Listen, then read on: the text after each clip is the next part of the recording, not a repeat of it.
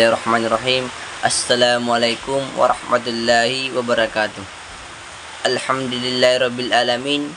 Wassalatu wassalamu ala asrafil anbiya'i wal mursalin nabiyyina wa habibina wa maulana Muhammadin wa ala alihi washabihi ajmain wa man tabi'ahum bi ihsanin ila yaumiddin. Amma ba'd. Baiklah, pada video ini saya akan membahas tentang Al-Quran dan manajemen konflik. Baik, langsung saja ke pembahasan. Konflik dalam pandangan Al-Quran. Dalam pandangan Al-Quran, kata konflik memiliki makna yang sama dengan kata ikhtilaf yang bermakna berselisih atau berlainan. Dua konflik yang bermakna perselisihan disebutkan dalam Quran surah Ali Imran ayat 105 yang artinya, dan janganlah kamu menyerupai orang-orang yang bercerai-berai dan berselisih sesudah datang keterangan yang jelas kepada mereka.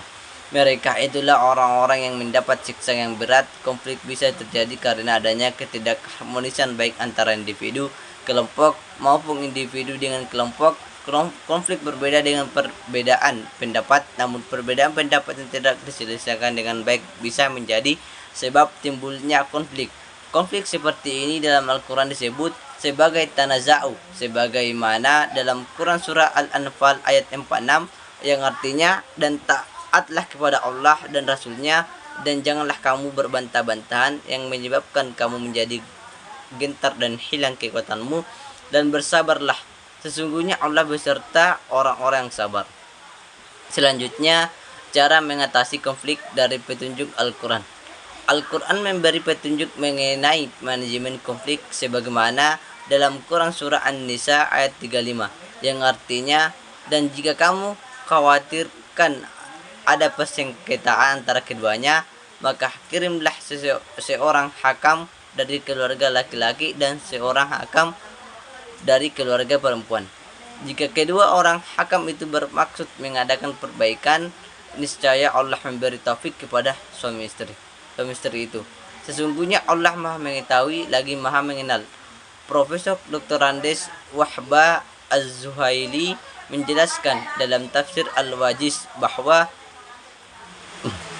kekhawatiran akan berlanjutnya perselisihan antara suami istri harus segera diselesaikan dengan mendatangkan pihak ketiga atau hakim dari pihak suami dan istri, sehingga dapat dikatakan bahwa ayat ini memberikan pemahaman berupa: pertama, anjuran untuk segera menyelesaikan sebuah konflik; kedua, penyelesaian dilakukan melalui mediator yang disebut sebagai hakam; ketiga, mediator merupakan sosok yang bisa diteladani; keempat, mediator terdiri dari dua orang dari masing-masing pihak yang berselisih; dan yang kelima, ada keinginan yang kuat untuk melakukan islah atau penyelesaian konflik dari masing-masing pihak.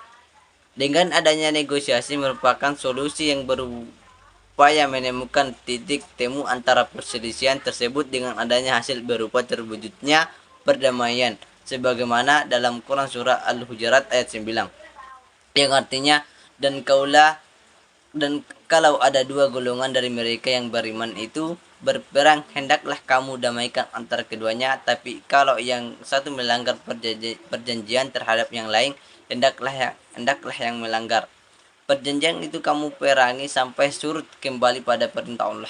Kalau dia telah surut, damaikanlah antara keduanya menurut keadilan, dan hendaklah kamu berlaku adil, sesungguhnya Allah mencintai orang-orang yang berlaku adil. Pihak ketiga sebagai penengah harus memiliki sifat sabar, karena sabar menjadi sifat yang bisa menyelesaikan permasalahan dengan pikiran jernih dan bisa mencarikan solusi-solusi yang terbaik bagi kedua pihak. Anjuran agar bersabar dalam menyikapi permasalahan dapat dilakukan melalui beberapa bentuk konkret seperti lemah lembut, memaafkan, dan bermusyawarah untuk mencari mufakat. Hal itu juga menjadi perbedaan dalam tinjauan Islam bahwasanya dalam menyikapi perselisihan, agama Islam sudah mempertegas agar dilakukan dengan sifat sabar, dan ini yang tidak dijabarkan dalam teori manajemen. Praktek manajemen konflik dalam perspektif Al-Quran dapat dilakukan dengan dua tahapan, yaitu proses pembentukan terbagi tiga. Pertama, musyawarah untuk mufakat dengan prinsip persaudaraan. Kedua, prinsip menghargai pendapat. Ketiga, didasarkan pada kebaikan, kesejahteraan, dan kebahagiaan. Kemudian proses pelaksanaan terbagi 5 bagian. Pertama, bertanggung jawab. Kedua, amanah jawab. Kedua, amanah. Ketiga, adil. Keempat, semua kegiatan menurut fungsinya. Dan yang kelima, memberi petunjuk, pengarahan, dan bimbingan. Mungkin itulah yang dapat saya sampaikan pada video ini. Sekian dan terima kasih. Assalamualaikum warahmatullahi wabarakatuh.